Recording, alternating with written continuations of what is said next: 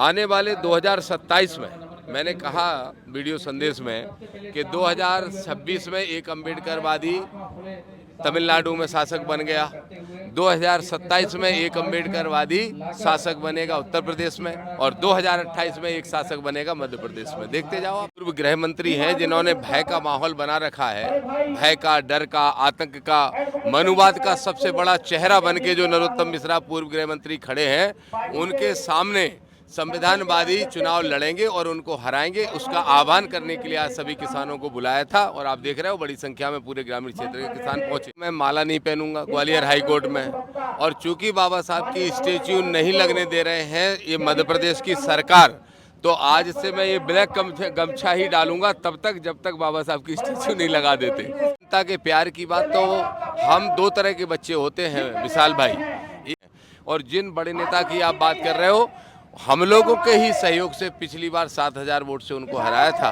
अब हम पूरी ताकत से लड़ेंगे, तो अब हमारी भी पार्टी 27,000 से उनको हराने का काम करेगी। ये आडंबर पाखंड की बनाने की कोशिश हो रही है। डबरा में नवग्रह मंदिर के नाम पे धर्म की दुकान खुली है, तो छतरपुर में एक पर्ची वाला बाबा बैठा है, धीरेन्द्र शास्त्री जिसका नाम है।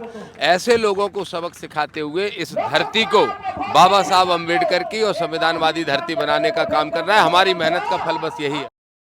मध्य प्रदेश दतिया में आज जो एक बड़ा किसान सभा है, जो कि विशाल किसान सभा है, दामोदर यादव जी के नेतृत्व में यहाँ किया जा रहा है। बहुत शानदार प्रोग्राम है और यहाँ भी बहुत सारे लोग, किसान भाई लोग बैठे हुए हैं। यहाँ दामोदर यादव जी बैठे हुए हैं। सर बहुत स्वागत है आपका। एक शानदार कार्यक्रम इतनी बड़ी गर्मी में आप कैसे करा पा रहे हैं? ये किसानों का लाड़ प्यार है, बाबा साहब के संविधान के प्रति उनका समर्पण है, भाई चंद्रशेखर आजाद जी से प्रेम मोहब्बत है, और दामोदर को भी वो आशीर्वाद देने का काम करते हैं। इसलिए हम लोगों की एक आवाज़ पे किसान भाई सैकड़ों हजारों की संख्या में इकट्ठे होते हैं। सर क्या मांगे हैं आपकी? हमारी मांग तो देखिए ये है, ये दतिया विधानसभा में उपचुनाव संभावित है, और आपको मालूम होगा कि यहाँ पे जो पूर्व गृह मंत्री हैं जिन्होंने भय का माहौल बना रखा है, भय का, डर का, आतंक का, मनुवाद का सबसे बड़ा चेहरा बन के जो नरोत्तम मिश्रा पूर्व गृह मंत्री खड़े हैं, उनके सामने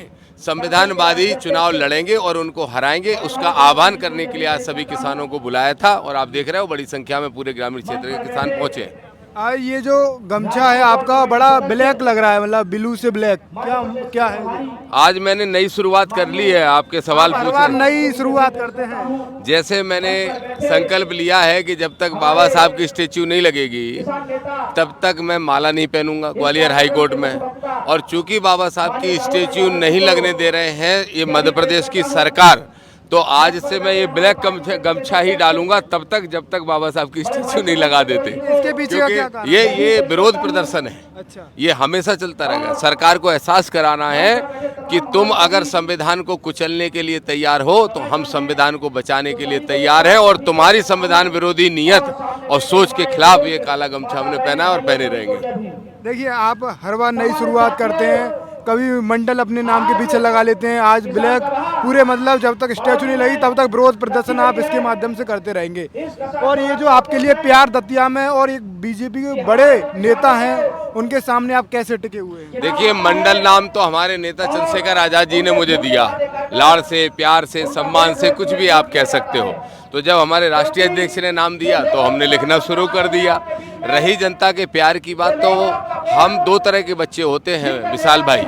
एक वो स्टूडेंट होते हैं जो परीक्षा के टाइम पे पढ़ के पास होना चाहते हैं, एक वो होते हैं जो 12 महीने पढ़ाई करते हैं। हम वो लोग हैं संविधानवादी लोग जो 12 महीने जनता के बीच में रह के लड़ाई लड़ने का काम करते हैं।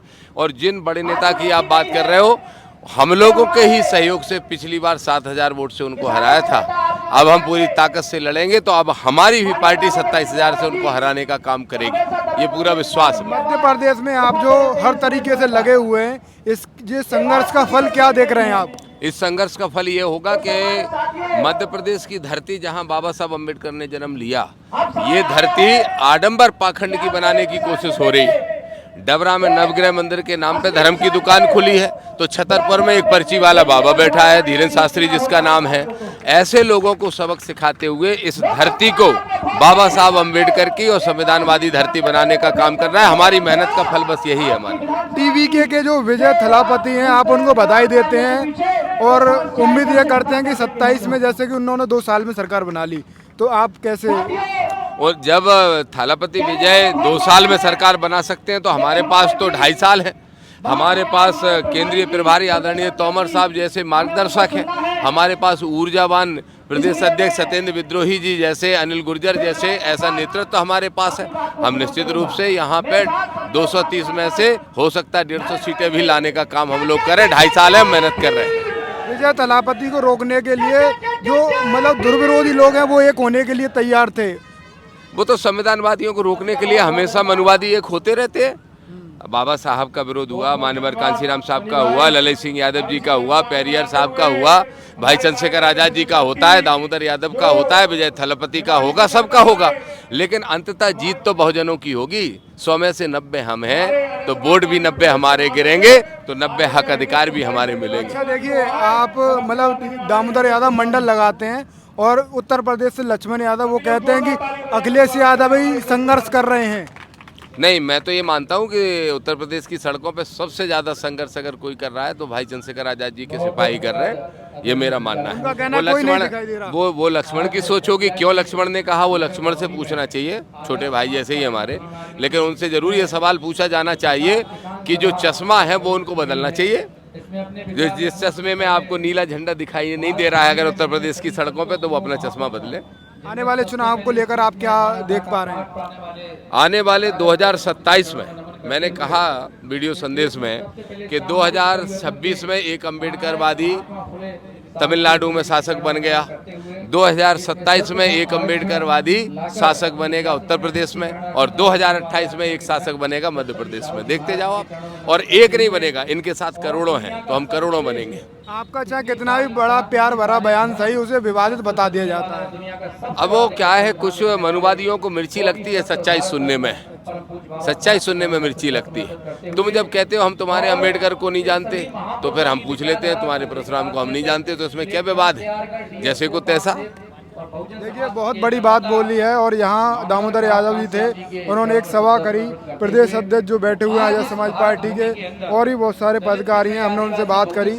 और ये देखिए, बहुत सारी जो भीड़ है यहाँ उनको सुनने के लिए आई हुई है। इससे ये साफ है जो कहते हैं कि एक ही वर्ग इनसे जुड़ रहा है, ऐसा नहीं है। यहाँ किसान, बड़े बुजुर्ग यहाँ लोग आए हुए हैं और ये बहुत शानदार सभा यहाँ की जा रही है।